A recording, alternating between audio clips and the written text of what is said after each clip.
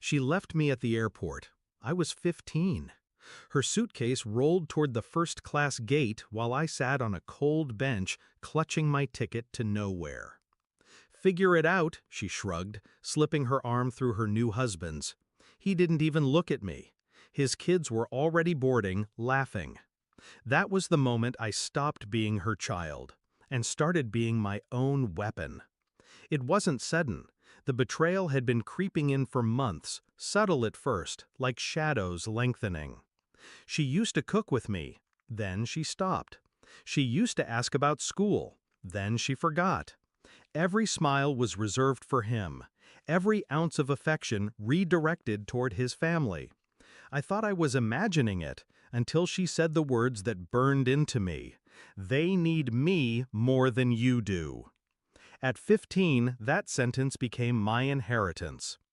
When she walked away at the terminal, I didn't cry. I didn't beg. I pulled out the one phone number I'd sworn I'd never use, my father's.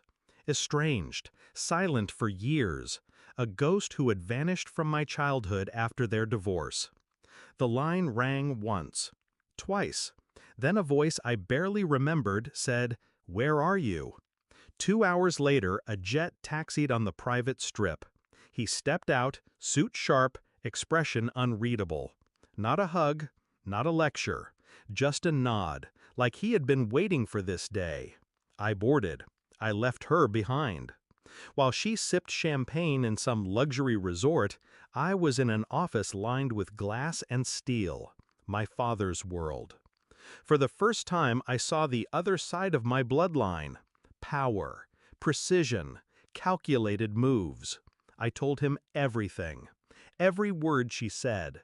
Every time she pushed me aside for her new husband's children. Every time she treated me like an obligation she couldn't wait to discard. He listened.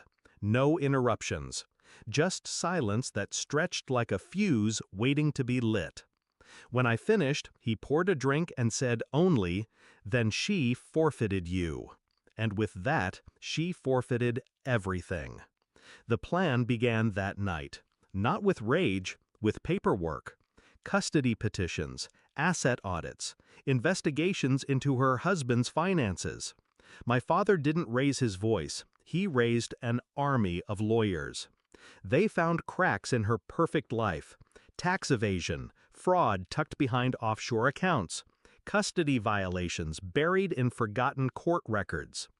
Every document was a nail, and I was learning how to build the coffin. By the time she returned, sunburned and glowing from her vacation, my room was empty. What she found instead was an envelope taped to the wall. Inside, an official notice. Illegal occupancy. Pending investigation. Court summons. Her face must have drained white, because in that moment she realized I hadn't waited for her love. I had dismantled her protection. Weeks later, I saw her again, in court. She walked in with him by her side, her hand trembling in his. I sat with my father, calm, collected, watching her eyes dart between the judge and the pile of evidence stacked against her.